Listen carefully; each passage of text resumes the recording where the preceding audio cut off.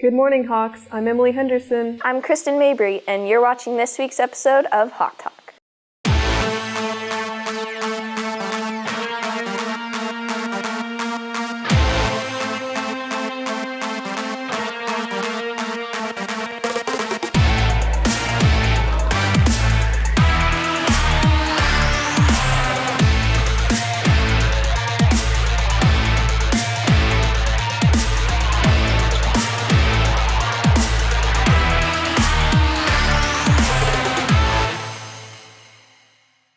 Faculty Follies is a night full of entertaining performances put on by our very own teachers. Every year, the teachers put on this talent show to raise money for scholarships for seniors. Maybe this story will encourage you to come out and support. Hey, Mrs. Cav. Hey, Megan. Just going over my script for Staff Follies. You'd say we're friends, right? Yeah, I would definitely say you've got a friend in me. So, what are you guys doing for Faculty Follies? Oh, we're doing... Megan. I'm going to be involved in 3 different things. There's a rumor that I might dance. 32 years ago, I waited in line for a concert. And that concert was one of the greatest concerts of all time. There was fighting in line and tons of yelling and screaming, but I got my ticket and I made sure of it. Mrs. Rayberg, I challenge you to a lip sync battle at the next Faculty Follies on February 24th. Let's see if you have the guts to accept. Challenge accepted. Faculty Follies on Friday is bigger than Monsters of Rock. You do not want to miss it. When you buy your tickets, you better wait in line and you better get in line because it will sell out. Again. I can't wait for Faculty Follies tomorrow. Me too. Hey, Emily, what's your favorite shoe brand? Vans. Why? Because this next story is about a contest involving Vans. The Vans Shoe Company has been around since 1966 and has played an intricate part in our SoCal community. Every year, the Vans Company has their Custom Culture competition where they invite high school students to create custom designs for some of their shoes. The winning school will receive $50,000 for their arts department. If you're creative and have a love for Vans, the visual arts department at El Dorado would like your help. The 4 shoes that we'll be designing are the Authentic, the Old School, the Skate High, and the Slip-On. The 4 categories include art, music, action sports, and local flavor. If this sounds like something you'd enjoy, please come to room 802 at lunch on Friday for more details. As many of you may know, Mrs. Badger was named this year's Teacher of the Year for the PYL-USD School District. Here's more information on why she won this prestigious title. Last Friday morning, PYL-USD Superintendent Greg Pleco stopped by El Dorado High School to pay a surprise visit to Mrs. Badger's classroom. We have somebody on our campus that is the best in the district at what she does. Not just good, she's the best at what she does. And it is our pleasure to announce Ms. Badger as the Placentia-Yorba Linda Unified School District Teacher of the Year.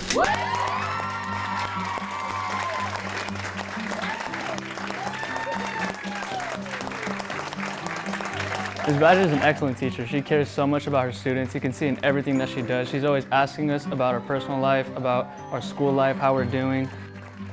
Ms. Badger is just an excellent teacher who always gives her best effort to us. That's something that I greatly respect about Ms. Badger, and that she's completely dedicated to us, her students, and making our lives better. She's somebody really special. And she's somebody, we as adults now, we always remember, who were those teachers?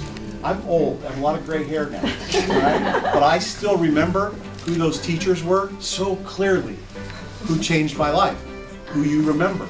And she's that type of teacher.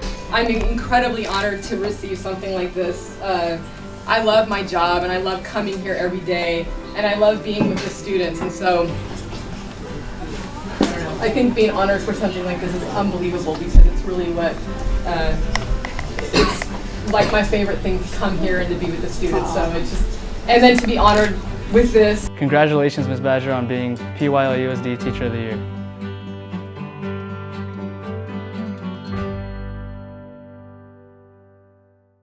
Congratulations, Mrs. Badger. I think our sports teams have been doing pretty well too. Then I think it's time for Jock Talk.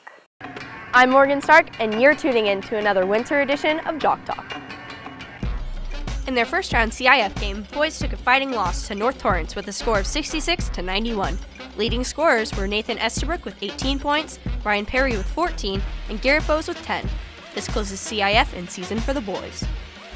Girls basketball fought literally to the last second against Summit in their first round CIF game last Thursday. With just a 1-point deficit, Hawks lost a close one, 81-82. The team was led by Kennedy Lilly and Brianna Aluya, both with 28 points. This finishes their CIF run, bringing the girls' season to a close. Way to fight, Hawks. Boys soccer came out on top last Friday, their first round CIF game, as they beat Santa Ynez with a score of 2-0. Their goals were made by Tyler Johnson and Aaron Tabay. With that win, they continued their CIF run into the second round.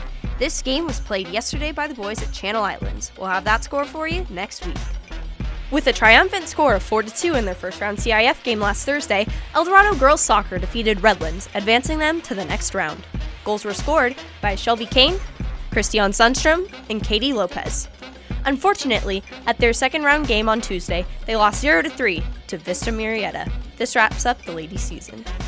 Continuing the wrestling team's CIF run, 2 El Dorado wrestlers have advanced past the first round of CIF. At 120 pounds, we have Braylon Seaman, who placed second in his division. And at 126 pounds, we have Tomas Maya, who qualified as an alternate. They'll be competing this weekend on February 24th and 25th in the CIF Southern Section Masters meet in Ontario. Good luck, boys, and go make the Hawk family proud. I'm Morgan Stark, and this has been Jock Talk. There were A's, there were zebras, there were tigers, there were A's, there was a group of dads, there was A's. Wait, I think you have some extra A's there.